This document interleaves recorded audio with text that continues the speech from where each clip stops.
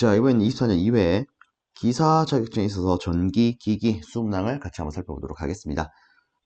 첫 번째 문제입니다. 직류 직권 전동기의 발생 토크는 전기자 전류를 변화시킬 때 어떻게 변합니까? 라고 물었습니다. 좀 더 쉽게 말하면 이 전기자 전류와 토크의 관계는 어떠냐? 이거 물은 거 아니겠습니까? 그죠? 자, 여기서 필요한 거 간단히만 체크하고 넘어가도록 하겠습니다. 실제 우리가 알아야 되는 것 중에 이런 게 있어요. 직권 전동기, 분권 전동기, 그 다음에 동기 전동기, 그 다음에 유도 전동기. 자, 얘들이 싹 다 뭐 기준? 전동기 기준입니다. 자, 이때 토크 관계가 어떻게 됩니까? 일단 직권은요, 이런 게 있죠. 전류의 제곱에 비례한다. 그리고 속도와도 따지면 속도의 제곱에 반비례한다. 근데 여기서 한 가지 더, 실제 이 직권 같은 경우에는 부하 전류나 전기자 전류나 계좌 전류나 같은 관계를 갖고 있습니다. 그래서 우리가 이렇게도 표현할 수 있죠. 자, 이 상태에서 여기 있는 제곱만 다 갖다 떼서 버리면 이 분권에 대한 관계식이 나옵니다. 정확하게 분권에 대한 관계성이 나옵니다. 자, 근데 동기 전동기 같은 경우에는 이 친구가 단자 전압에 비례하더라. 이것만 일단 알아도 되죠. 유도기는 어떻다? 제곱에 비례하더라. 그렇죠. 자, 일단 간단하게 눈으로 보시면서 이렇게 복습해 주시고요. 이에 따라서 답을 바로 고르자면 이 직권 전동기의 발생 토크는 전기자 전류의 제곱에 비례하더라. 요거죠. 그래서 답은 3번 바로 고를 수 있는 문제가 되겠습니다. 자, 이어서 아래쪽에 두 번째 문제 보도록 하겠습니다. 비돌극형 동기발전기 한 쌍의 단자 전압을 V, 유기기전력을 E, 동기 리액턴스를 XS, 부하각이 델타이고 전기자장을 무시할 때 한 쌍의 최대 출력은? 하고 물었습니다. 자, 일단은 여기서 한 쌍에 대해서 물었어요. 그럼 우리가 떠올릴 수 있는 수식은 이거 아니겠습니까? 2부의 사인 X, 그죠? 그래서 2부가 데이터 자고 신호를 주더라. 근데 내가 거절했다. 요게 요 수식 아닙니까?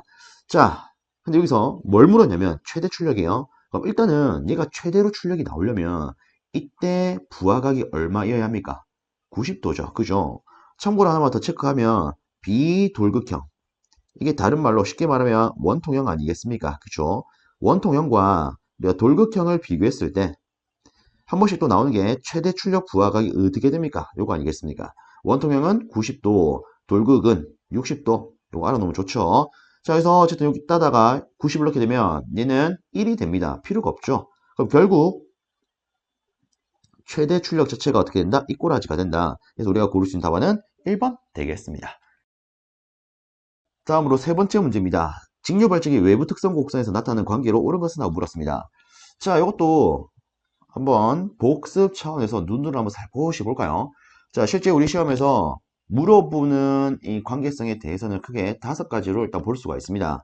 첫 번째, 무부하 곡선. 좀 더 정확하게 말하면 무부하 특성 곡선 혹은 무부하 포화 곡선 이렇게 볼 수 있는 친구죠. 그 다음에 부하가 있을 때 기준 부하 곡선이 있습니다. 자, 그 다음으로는 외부 특성 곡선이라는 친구도 있죠. 자, 그 다음에 또 무엇을 물어볼 수 있느냐? 단락 곡선에 대해서도 물어볼 수가 있습니다. 그 다음으로 위상 특성 곡선. 자, 위상 특성 곡선 했을 때 뭐지? 라고 하시는 분들도 있어서 혹시나 해서 적어 놓겠습니다. V 곡선. 그렇죠? 동기 조상기. 이 친구한테 필요한 거 아닙니까? 자, 일단 이 무브와 곡선은요. 보통 저는 이렇게 말합니다. 계단의 관계를 가지고 있다. 즉, 좀 더 정확하게 말하면 계좌 전류와 무브와 단자 전압의 관계를 가지고 있다. 그리고 여기서 일반적으로 이 무브와 단자 전압을 우리가 뭐 직류기 관점에서는 기전력이라고 말할 수가 있죠. 맞습니까?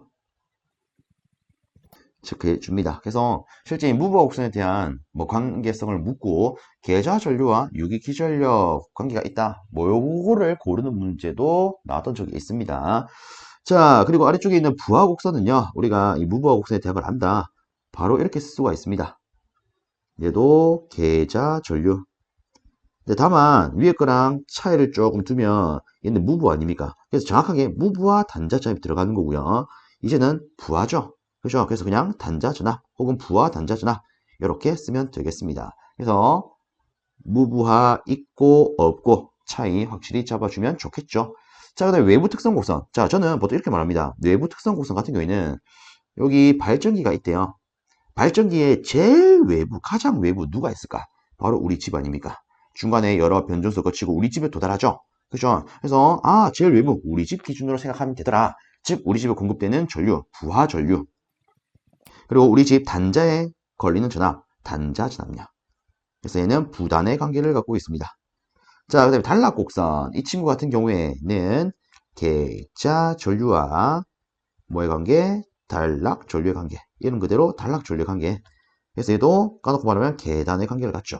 자, 그 다음에 위상 특성 곡선 같은 경우에는 계자 전류와 누구의 관계? 전기자 전류요. 그래서 보면 대체적으로 이 계자 전류가 포함이 되는 걸 확인할 수가 있습니다. 그렇죠? 그리고 실제 뭐 뒤에는 단으로 시작되는 것들이 대체적으로 또 오고 있어요. 그래서 이런 거 같은 경우에 확실히 좀 잡아 놓으신다면 이런 문제가 났을 때 에헤 이거 무엇이고 아이고야 이런 맛있는 문제가 하면서 답 바로 탁 고를 수 있겠죠. 그렇죠? 이렇게 하고 넘어갑니다. 자, 그 다음 네 번째입니다. 동기발전기의 전기자 권선법 중에 집중권인 경우에 매극매상당 슬롯수는 하고 물었습니다. 자, 저는 요거를 이렇게 한번 언급을 드려보겠습니다. 우리가 이 집중이라는 단어는 보통 어떨 때 씁니까? 내가 한 곳에 집중을 한다. 한 곳에 몰두를 한다. 이것만 신경 쓰겠다. 이럴 때 쓰는 거 아니겠습니까? 그죠? 예를 들어 나는 게임 하나에만 집중하겠다. 이런 거. 공부에만 집중하겠다. 이런 거. 술에만 집중하겠다. 이런 거. 그죠? 그래서 일단 이 집중이라고 하는 것은 어쨌든 이 한계에 대해서 몰두하는 개념을 가지고 있습니다. 그러면 답 바로 나왔죠. 집중권이네요. 그럼 한계에 몰빵하겠네. 몰두하겠네. 답 1번. 이런 식으로 간단히 되시길 바랍니다. 다음으로 다섯 번째 문제입니다. 전격 전압이 이렇게, 무부하 단자 전압이 이렇게, 전격 출력이 이렇게 되어 있는 직류 분권 발전기의 계자 저항이 이렇게 전기자 반작용에 의한 전압 강화가 이렇게 주어졌다면 이 전기자 회로의 저항은 어떻게 됩니까? 자, 일단 요 같은 경우에는 뭐 간단히 한번 바로 들어가 보도록 해보겠습니다. 자, 우선 지금 물은 게 뭐다? 전기자 회로의 저항, 즉 전기자 저항을 물었습니다. 그럼 이때 우리는요, 기본적으로 종류에 대한 기전력 관계식을 쓸 수가 있습니다. 자, 일단은 지금 직류 분권 발전기라고 줬기 때문에 이에 대한 종류식을 한번 적어보면 우리는 이렇게 쓸 수가 있겠죠. 우선에 전기자 전류는요, I 플러스 IF. 그 다음에 기전력은 V 플러스 IA, RA요. 근데 여기서 한 가지만 더 챙기자면 이처럼 전기자 반작용에 의한 뭐 내부 전압 강화, 그렇죠. 어쨌든 이런 전압 강화 혹은 브러쉬에 의한 전압 강화, 어쨌든 이런 전압 강화가 주어진다면 이 전압 강화를 여기다가 붙여야 하더라. 요거 중요합니다. 기억을 해주십시오. 이거보다 전압 강화. 그러면 우리가 요걸 토대로 이 전기자 회로의 저항, 즉 전기자 저항 이 친구를 구할 수가 있을 텐데 일단 얘를요 전기자 저항에 대해서 이 항을 먼저 시켜 놓도록 하겠습니다. 그럼 이렇게 되겠죠. 이 마이너스 V 마이너스 E 그쵸? 그 다음에 나누기 IA요. 그럼 여기서 보겠습니다. 일단 보시면 전격 전압이 220으로 나와 있어요. 그럼 이 친구가 220이라는 소리 아니겠습니까? 그리고 무브와 단자 전압이 230이에요. 그리고 여기 보면 전압 강화가 옵니다. 그러면 다시 한번 체크했을 때 위에 분자는 그냥 5가 되겠네. 그럼 여기서 이 친구만 있으면 되는데 얼씨구 뭐 어디 갔노? 없어요. 그죠? 그럼 이때 얘를 어떻게 해야 될까? 그럼 이제 나머지 조건을 보는 거죠. 나머지 조건을 보니까 전격 출력과 계자 저항 이런 것들이 나와 있어요. 그쵸? 자, 그럼 저는 이렇게 보겠습니다. 일단 여기 보시면 우리 이 IA, 즉 전기자 전류에 대한 수식이 아직 남아있다. 그죠? 요거를요, 실제 우리가 한 단계 더 자세히 쓸 수가 있습니다. 이 친구가 뭐예요? 부하 전류야. 그쵸? 이 부하 전류는요, V분의 P로 쓸 수가 있어요. 이거는 뭐예요? 계자 전류죠. 그럼 이 친구는 어떻게 씁니까? 계자 저항분의 단자 전압으로 쓸 수가 있습니다. 그래서 이 문제 같은 경우에는 좀 더 나아가서 이런 꼬라지로 표현할 수 있더라까지 알아야 원활하게 풀 수가 있는 문제가 되겠죠. 그죠? 그러면 일단 여기다가 한번 넣어 보겠습니다. 전격 전압 220이다. 그죠? 그 다음에 출력이 40kg예요. 그럼 40 곱하기 10의 쌈승. 자, 계자 저항은 여기 22죠. 여기 220 넣으면 되겠네요. 자, 그래서 요 놈을 계산해 보시면 이 전기자 전류가요 191.82A가 나오는 걸 확인할 수가 있습니다. 끝났죠? 여기다가 그대로 넣어 봅시다. 그럼 이때 우리한테 필요한 전기자장은 대략 얼마가 나오냐? 0.0265옴이 나옵니다.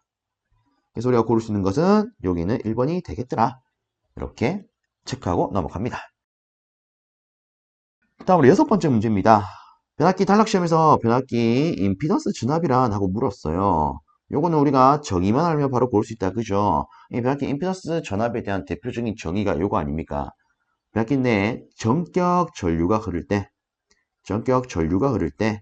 나타나는 내부 전압 강하. 그쵸? 그래서 우리가 고를 수 있는 건 정확하게 1차 전류가 전격 전류일 때 변압기 내부에서 나타나는 전압 강하 되더라. 요거죠. 체크해 줍니다. 그래서 뭐 참고로 말하면 이로 인해서 우리가 임피던스 전압을 어떻게 표현합니까? 전격 전류 곱하기 내부 임피던스 이렇게 표현할 수도 있죠. 이게 어디에 쓰입니까? 퍼센트 임피던스.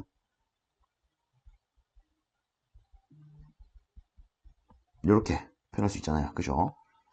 자, 참고로 봐주시고 아래쪽에 있는 7번째 문제 보도록 하겠습니다. 자, 7번째 문제를 보시면 변압기에서 생기는 철손 중에서 와류손은 철심의 규소광파 두께와 어떤 관계가 있습니까? 라고 물었습니다. 자, 요거를 우리가 답을 고르려면 일단 이 와류손이 어떤 꼬라지로 나오는지를 알아야겠죠. 실제 이 와류손은요, 와류 상수에 있다가 주파수, 그리고 T, 그리고 최대 자손 밀도 전체 제곱과 같더라. 이렇게 표현할 수가 있습니다. 그럼 여기서 이 친구가 뭡니까? 바로 철심의 두께가 되죠. 그래서 이 와류손 같은 경우에는 두께의 제곱에 비례하더라. 라고 해서 우리는 답을 1번 이렇게 고를 수 있겠습니다. 자, 이어서 8번째 문제입니다. 변압기의 권수를 n이라고 할 때 누설 리액턴스는 어떤 관계예요? 라고 물었습니다. 그쵸? 자, 일단은 이 누설 리액턴스 요 같은 경우에는 뭐 간단히 말했을 때 이 새어나가는 자속 성분으로 인해서 작용하는 리액턴스 분이 되는데 좀 더 쉽게 말하면 이 변압기는 1차, 2차에 뭐가 감겨져 있습니까? 코일이 감겨져 있습니다. 그죠? 결국 이 누설 리액턴스는요. 하나의 유도성 리액턴스가 됩니다. 그래서 이 친구는 결국 오메가 L로 표현할 수가 있어요. 이게 뭐다? 누설 리액턴스와 같다. 자, 그럼 결국은 이 리액턴스가 인덕턴스와 비례하는 거 아니겠습니까? 근데 이 인덕턴스는요.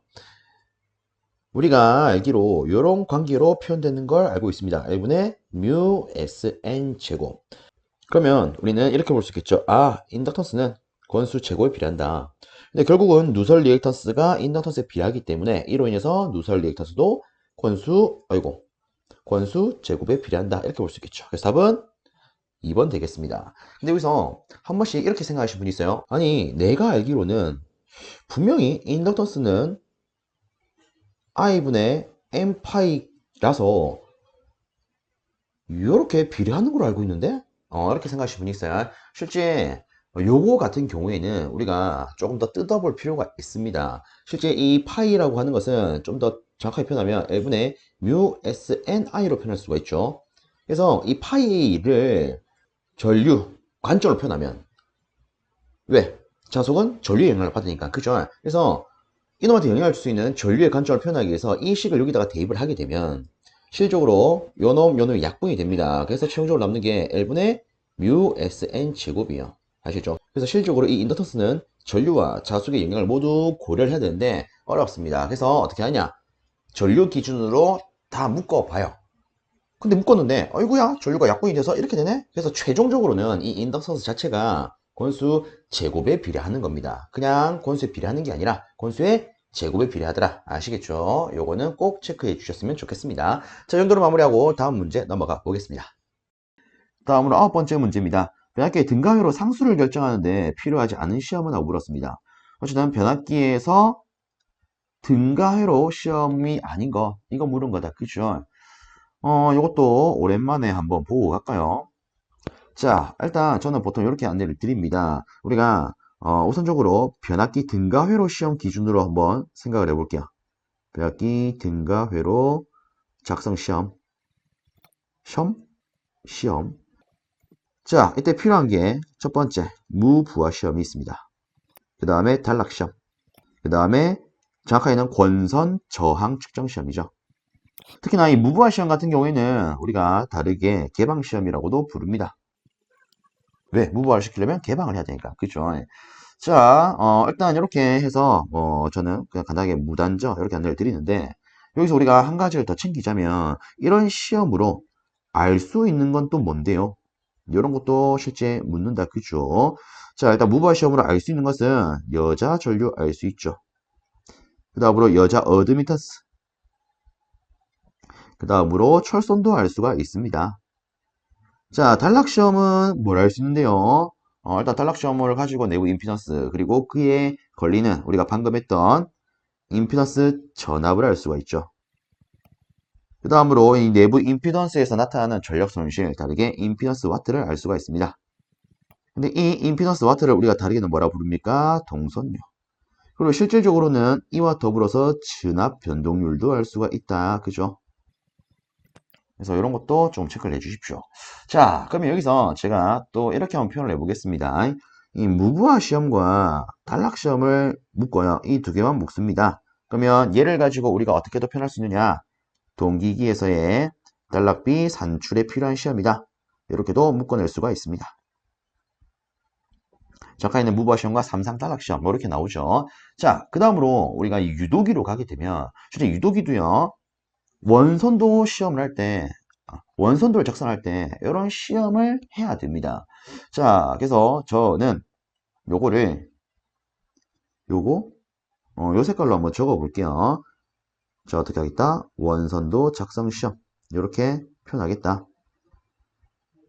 자, 실제 원선도 작성 시험도 이 시험을 해야 되는데 좀 더 정확하게 말하면 이 원선도를 작성할 때에는 이 유도기의 2차 측, 즉 회전자가 회전하지 않도록 잡아놓고 시험을 할 필요가 있습니다. 좀 더 정확하게 말하면 온전히 단락 시험을 하기 위해서는 2차 측이 회전하지 않도록 구속을 시켜줘야 됩니다.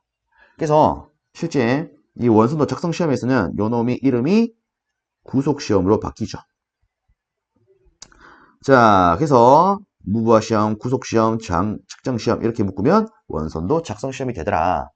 그래서 어쨌든 기본적인 틀은 뭐가 된다? 이 세 놈이 된다. 잘 잡아줍니다. 아시겠죠? 그래서 이렇게 변압기에 대한 거, 동기기에 대한 거, 유도기에 대한 거 같이 묶어서 갖고 가십시오. 그럼 좀 더 편할 수 있겠죠? 자, 이 정도로 마무리하고 넘어가도록 하겠습니다. 자, 아래쪽에 10번째 문제입니다. 아, 이 넘어가면 큰일 나죠. 답 골라야 되는데. 자, 일단 변압기에 대한 거죠. 변압기 등가율에 있어서 필요한 것은 무부하, 달라, 저항 측정 시험. 그래서 답은 구속 시험. 이 친구는 누구한테 필요한 거? 유도기, 원선도 작성 시험에 필요한 거. 그쵸? 자, 다음으로 이제 진짜 10번째 보겠습니다. 원선 유도 전동기의 2차 측 저항을 2배로 하면 최대 토크 값은 어떻게 됩니까? 자, 보세요. 권선형 유도 전동기에 있어서 이 최대 토크는 변합니까? 안 변합니까? 안 변하죠. 불변이죠. 그래서 답은 변하지 않습니다. 요거 기억을 내주셔야 됩니다. 기본적으로 권선형 유도 전동기는 몇 상? 3상 전동기를 의미를 합니다. 그죠? 자, 이런 건 있죠. 단상 유도 전동기의 최대 토크는 어떻게 됩니까? 얘는 바뀔 수가 있습니다. 근데 3상 유도 전동기 같은 경우에는 기본적으로 우리가 배운 내용에서는 최대 토크는 불변이라고 다룹니다. 그래서 요거 꼭 체크해 주세요. 알겠죠? 보통 일부 분들이 이 유도기 하면 토크가 슬립에 대략적으로 그래도 비례하지 않아? 그래서 2배 하면 2배로 되는 거 이거 아니야? 이렇게 생각하는 경우가 있습니다. 근데 정확하게 말하면 이때 토크는 뭡니까? 최대 토크가 아니고 기동 토크예요. 기동 토크. 그리고 좀 더 정확하게 말하면 2차 측정이 2배로 될 때 얘는 완전히 2배까지는 아닙니다. 아시겠죠? 그래서 2배가 되면 뭐 그에 가까이 바뀔 수는 있습니다. 어쨌든 기동 토크와 최대 토크는 어떻게 해줄 필요 있다? 구분을 해줄 필요가 있다. 체크해 주세요. 자, 다음으로 11번째 문제 보도록 하겠습니다. 유도 전동기에 게르게스 현상이 발생했을 때 슬립은 어떻게 됩니까? 라고 물었습니다. 자, 이 게르게스 현상은 간단하게만 체크할게요. 실제 슬립이 0.5로 나타나죠. 그렇죠? 그래서 그에 따라서 속도도 전격 속도에 비해서 50% 정도만 쓸 수가 있습니다. 그래서 게르게스 하면은 겔겔겔 거리더라. 아, 제대로 지 본연의 힘을 발휘하지 못하고 길길길 거리더라. 그래서 그 업무 효율이 절반으로 떨어지더라. 이런 식으로 간단히만 체크해 줍니다. 자, 그 다음에 12번째입니다. 전력의 일부를 전원 측에 반환할 수 있는 유도 전동기의 속도 제어법은 하고 물었습니다. 솔직히 이 같은 경우에는 여러분 입장에서 조금 낯설게 느껴질 수 있는 문제일 수도 있다라고 저는 생각을 합니다. 그래서 이 같은 경우에는 참고적으로만 보셔도 어떨까 싶어요. 그래서 간단히 답만 체크를 하면 실제 이 전력의 일부를 전원 측에 반할 수 있는 이 유도기의 속도 제어법에 뭐가 있냐면 이 세르비우스 방식이라는 게 있습니다. 실제 뭐 우리가 이 내용을 다룰 때 세르비우스 방식에 대한 것은 자세히 다루지 않습니다. 맞습니까? 보통 뭐 2차 여자 제어 할 때 뭐 크레어 방식과 세르비우스 방식이 있어요. 요 정도로 챙기지 않습니까? 그래서 요 같은 경우에는 혹시 이상 자세히 들어갈 필요는 전 없다고 생각을 해요. 그래서 딱 요 정도로만 마무리할게요. 아시겠죠? 참고로 봐줍니다. 다음으로 13번째 문제 보도록 하겠습니다. 단상 정제 전동기의 일종인 단상 반발 전동기에 해당하는 것은? 하고 물었습니다. 요거는 아트킨손형이 있죠. 그렇죠? 실제 이 단상 반발 전동기에는 여기는 아트킨손 형님과 그 다음에 톰슨 형님과 대리 형님이 있습니다. 그래서 아트킨손 전동기, 톰슨형 전동기, 대리형 전동기 이런 것들이 있죠. 자, 그러면 여기 있는 이 실하계 전동기는 뭡니까? 얘는 삼상 분권 정유자 전동기의 뭐 대표적인 친구죠. 그죠? 그래서 이 정도로만 간단히 체크하도록 하겠습니다. 참고적으로 하나만 언급드리자면 제가 요 같은 경우에는 한 번씩 이렇게도 언급을 하긴 합니다. 제가 보통 이제 사람 이름을 잘 못 외워요. 그래서 사람 이름을 외울 때 좀 머리가 아픕니다. 그래서 내 머릿속에 반발이 일어나요. 그래서 저는 이렇게 언급을 드리겠습니다. 아니 한국 사람 이름 외우기도 벅찬데 이런 외국 분들 이름 외우는 거 아이고 훨씬 벅차겠는데 내 머릿속에 반발이 크게 일어나겠죠. 그죠? 그래서 기본적으로 뭐 사람 이름이 들어가 있는 것은 반발 전적으로 볼 수가 있다. 근데 그 중에 실하계 같은 경우에는 세 글자 아닙니까? 그래서 삼상 분권에 대한 거. 그러면 단상 반발, 즉 단상 분권 중력 전동기 기준에 대한 이 단상 반발 전동기에 대한 거는 이거 빼고 나머지 아트킨손, 톰슨, 대리 한 번씩 뭐 이렇게 언급을 하기도 하는데 요거는 참고적으로 들어놓으면 어떨까 싶네요. 자, 연도로 마무리하고 넘어가겠습니다. 다음으로 14번째 문제입니다. 두 대의 변압기로 V개선을 해가지고 삼상 변압을 하는 경우에 변압기의 이용률은 얼마요? 라고 물었습니다. 이용률은 아이고 이런 거 나오면 맛있게 먹어야죠. 80.6% 그죠? 자, 이와 같이 좀 챙길 수 있는 게 출력비가 있죠. 출력비는 뭡니까? 고장전과 비교한 출력의 비입니다. 그쵸? 자, 이렇게 쓸게요. 고장전과 비교했다. 그래서 뭐 고장전과 비교했을 때 출력은 어떻게 됩니까? 이렇게 고장전이란 말이 나와 있으면 출력비죠. 자, 이 친구는 몇 프로? 57.7%. 뭐 이런 것도 같이 챙겨 놓으시면 어떨까 싶네요. 자, 다음으로 15번째. 전격 주파수 60Hz의 농형 유도 전동기를 50Hz의 전격 전압에서 사용할 때 감소하는 것은? 하고 물었습니다. 자, 일단은 우리가 다시 체크를 하면 지금 뭐가 바뀌었다? 주파수가 바뀌었어요. 그죠? 자, 주파수가 바뀌긴 바뀌었는데 어떻게 바뀌었다? 감소하는 형태로 바뀌었다. 그리고 이때 똑같이 감소하는 것은 뭡니까? 라고 물었습니다. 다르게 말하면 우리가 이렇게 볼 수 있겠죠. 주파수에 비례하는 거 뭡니까? 그쵸? 자, 요거는 제가 최대한 간단히 이렇게 한번 언급 드려볼게요. 실제 이 주파수에 비례하는 것은요. 저는 뭐 요 정도만 봐도 되지 않나 이렇게 생각합니다. 회전 속도와 역률이 있다. 그 외에 나머지는 대체적으로 반비례한다. 실제 이 반비라는 성분을 제가 뭐 적어보면 자속, 뭐 다르게 말하면 여자 전류, 뭐 이런 식으로 넣었을 수가 있겠습니다. 자, 그 다음으로 철선이 있을 거고요. 그리고 내부 온도, 그 다음으로 뭐 토크, 혹은 뭐 체토크, 그 다음에 기동 전류, 뭐 이런 식으로 볼 수가 있습니다. 그래서 뭐 제가 이렇게 일단은 간단히만 적어놨어요. 근데 저는 여러분들께 이렇게 조금 제시를 해드리고 싶습니다. 실제 여러분들이 관도 문제를 풀다 보면 뭐 이런 식으로 주파수를 어떻게 바꿨을 때 뭐 어떻게 되느냐, 뭐 얘는 어떻게 되냐 이런 문제들을 볼 수가 있습니다. 이것 때문에 너무 깊게 또 파시면서 머리 아파하시는데 그렇게 하지 마시고 주파수와 일단 비례하는 것은 뭐가 있다? 회전속도와 역도 있다. 그 외에 나머지는 대체적으로 반비례한다. 아시겠죠? 그러면 실제 시험 문제 이것을 딱 봤다. 어이구 주파수 감소하네. 그럼 감소하는 거. 아 비례하는 거 물었구나. 그럼 비례하는 거 뭐가 있다? 회전속도와 역률이 있다. 나머지는 반비례하는 거 아닙니까? 그죠? 자 근데 여기서 난 그래도 이거 왜 이런 관계를 갖는지 알고 싶다 라고 할 수도 있습니다. 그래서 제가 만들어 놓은 파일이 있어요. 요거를 살짝 띄워 드리겠습니다. 혹시나 필요하시다면 뭐 필기 하시기보다는 그냥 스크린샷 찍어서 보는 게 좀 낫겠죠. 자, 그래서 여기 보면 유독에 있어서 주파수와 전동기의 특성 관계에서 제가 이렇게 일단 정리해 놓은 게 있습니다. 보면 회원 속도부터 자속, 역률, 철손이 있죠. 자, 일단 잠깐 제가 정지하고 있을게요. 필요하시다면 이거 한번 찍으시고요. 자, 또 바로 넘어갑니다. 그 다음에 내부 온도, 시토크, 기동 전류에서 또 이런 식으로 제가 왜 이렇게 되는지 좀 서술을 해놨습니다. 그래서 이렇게 다시 한번 체크해 줍니다. 그래서 최종적으로 우리가 딱 체크해야 되는 것은 이거죠. 주파수와 각 특성의 관계 정리. 비례하는 건 회원수도와 역률밖에 없다. 반비례한 건 요놈이 있다.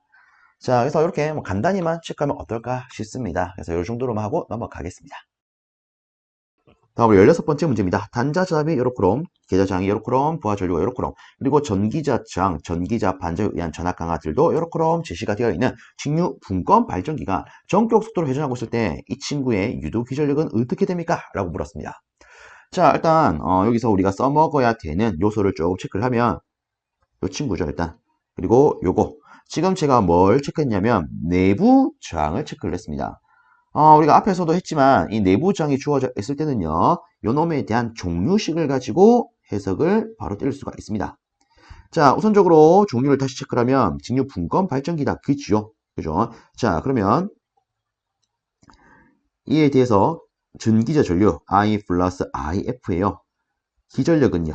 V 플러스 IARA예요. 자, 그 다음에 제가 앞에 다른 문제를 풀 때 정확하게 앞에서는 우리가 이 친구 전기자 저항 계산 문제를 다뤘습니다. 이놈 할 때 요걸 안내를 드렸어요. 내부에 이런 전기자 반작용이나 브러쉬에 의한 전압 강화가 있을 때 어쨌든 전압 강화가 있을 때는 어떻게 된다? 뒤에다가 붙여줘야 된다. 그렇죠? 자, 그러면 보겠습니다. 일단 우리한테 필요한 것은 첫 번째로 단자 전압이에요. 근데 여기에 있다. 그죠? 200. 자, 근데 어이씨구 이 친구 없어요. 일단은 우리가 요 놈을 하나 계산을 해야겠네. 체크할 수 있습니다. 자, 여기서 이 친구 칸은 비워놓고 전기자 저항값 넣겠습니다. 보니까 0.15가 있어요. 그 다음으로 내부 전압 강화 3V 있네요. 자, 그러면 이 친구 계산하기 위해서 우리가 요거를 다시 한번 보겠습니다. 자, 나머지 조건을 보면 지금 부하 전류는 나와 있어요. I값 나와 있어요. 그러면 이 친구는 일단 50은 그대로 쓰면 되겠죠. 그렇죠? 자, 근데 이 친구가 안 보이네? 그럼 다시 시작하면 단자장과 계좌장이 있습니다. 만약에 이렇게까지 했는데 일단 우리가 추가적으로 생각할 수 있는 게 앞에서 했지만 계좌 전류는 계좌장분의 단자전압. 그렇죠? 근데 이렇게까지 했는데 이 값을 알 수가 없어요. 그럼 이런 경우에는 기본주의를 무시할 수가 있습니다. 안 주어준 것은 얘가 그만큼 작아서 무시할 수 있다. 이런 개념이라고 보시면 되겠습니다. 근데 지금은 어때요?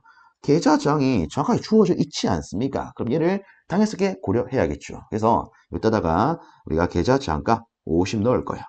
그리고 단자 전압은 200 넣어야겠죠. 그러면 이것 자체가 4가 될 거니까 전체 전기자 전류는 54A가 될 겁니다. 그럼 여기다가 54 넣으면 게임 끝나겠죠. 자, 그래서 요 놈을 우리가 갖고 있는 계산기 두드리면 이 계산기에서는 어떤 값을 뱉어내느냐? 211.1 볼트라는 값을 뱉어냅니다. 그래서 이 문제 답은 1번 될 거예요. 자, 다음으로 아래쪽 17번째 문제 보도록 하겠습니다. 무부하의 동기 전동기의 계좌 전류를 증가시키는 경우에 특징으로 옳지 않은 것은? 라고 물었습니다. 자, 일단 여기서 요거 다시 체크할게요. 무부하의 동기 전동기, 얘를 우리는 이렇게 말할 수 있죠. 동기 조상기요. 즉 무효 전력 조정 장치. 그렇죠? 자, 그러면 저는 간단하게 이렇게 보겠습니다. 우리가 이 동기 조상기 하면 떠올릴 수 있는 게 위상 특성 곡선 아니겠습니까? 그죠? 자, 간단하게 필요한 부분만 볼게요. 자, 이때 여기 있는 가로축이 뭡니까? 계좌 전류요. 세로축이 전기자 전류죠. 그죠? 그럼 여기서 간단히 하나의 모델만 좀 체크를 하면 이런 식으로 위상 특성 곡선이 표현이 될 겁니다. 그럼 이때 우리가 이렇게 점선으로 찍어 표현할 수 있는 부분이 있어요. 얘가 뭐리면다? 역률이 1임을 의미를 한다. 그쵸?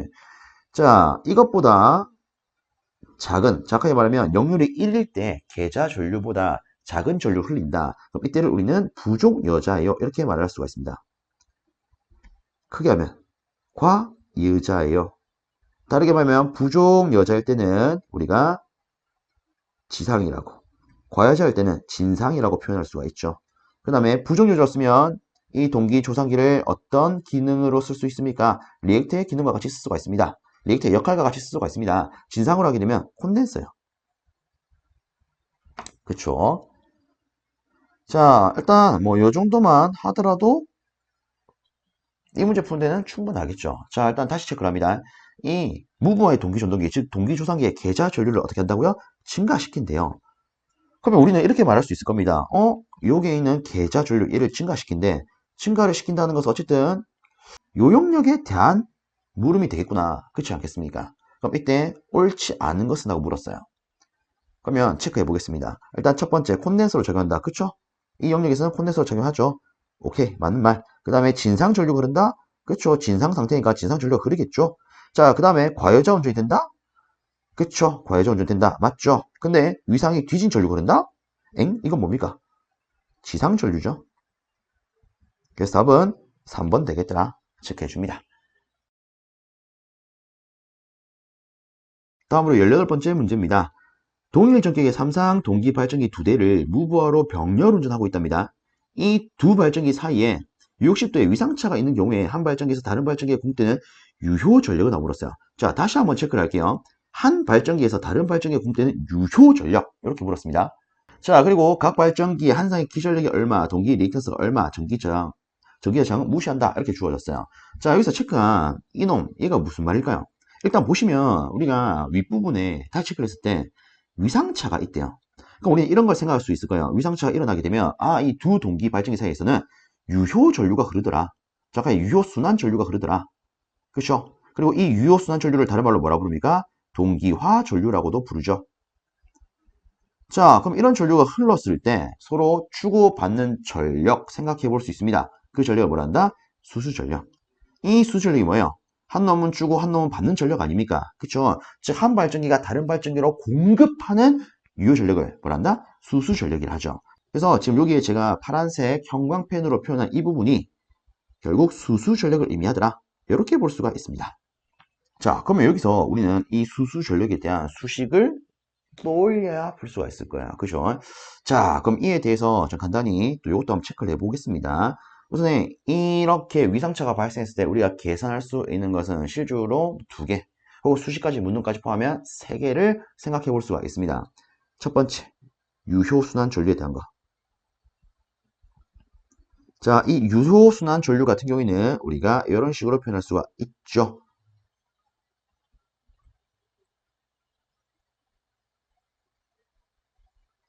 이게 8처럼 보이는데 델타입니다, 델타. 자, 그 다음에 두 번째, 우리한테 필요한 수수 전력. 자, 이 수수 전력은요, 이렇게 표현할 수가 있습니다. 2xs 분의 2의 제곱, 그리고 사인 델타. 그래서 뭐 간단하게 말하면 이런 거죠. 일단 얘는 전류죠. 전류는 저항분의 전압 아닙니까? 그래서 보시면 리액턴스 분의 전압이 일단 기본적으로 들어와요. 요거는 조금 별도로 챙겨야겠죠. 그렇죠? 자, 근데 수수 전력은요, 저항분의 전압의 제곱 꼬라지를 가지고 있습니다. 근데 여기서 얘를 연계를 하면 저항분의 전압의 제곱이니까 이런 꼬라지 되겠네. 근데 이 2가 앞으로 나가서 이렇게 바뀌더라. 이렇게 연계하면 좀 더 쉽게 접근할 수 있지 않을까 싶습니다. 자, 그리고 이놈의 단위는 와트요. 자, 그리고 때때로 물어볼 수 있는 이 동기화력도 있습니다. 실제 이 동기화력은요, 이 수수전력을 위상차에 대해서 한번 미분한 겁니다. 그래서 표현하면, 자, 요놈에 대해서 미분하면 그냥 단순히 사인마, 코사인으로 바꿔주면 되겠네요. 그리고 실제 뭐 각도에 대해서 미분한 거기 때문에 단위는 이런 식으로 표현할 수가 있습니다. 자, 일단 이렇게 뭐 우리가 알면 좋은 이 3가지를 한번 체크를 해봤고요. 그럼 실질적으로 우리는 이 문제에 있어서 요 식에다가 주어진 조건만 대입을 하면 되겠다. 그죠? 그러면 여기다가 바로 넣어 보도록 하겠습니다. 자, 일단 항상 기전력이 2000이요. 2000 제곱에다가 2 곱하기 리액턴스 5. 그 다음으로 쌓인 60. 요 계산기 두드리면 되겠다. 그죠? 자, 그래서 한번 계산기 두드려 보면 34만 6,410 정도가 나오는 걸 확인할 수가 있습니다. 이때 단위는 와트죠. 근데 우리가 다시 한번 체크를 하면 지금 물어본 놈의 단위는요 킬로와트입니다. 그럼 얘는 우리가 346.41 킬로와트 정도로 해석을 할 수 있겠죠. 그럼 실상 우리가 고를 수 있는 것은 요놈은 아닐 거예요. 둘 중 하나가 되겠죠. 실질적으로 이 값은 어떤 값과 같냐면 200루트 3과 같습니다. 솔직히 200루트 3 그냥 계산기에 넣었을 때 얘랑 똑같이 나오는지만 확인하면 되겠죠. 그래서 답은 1번.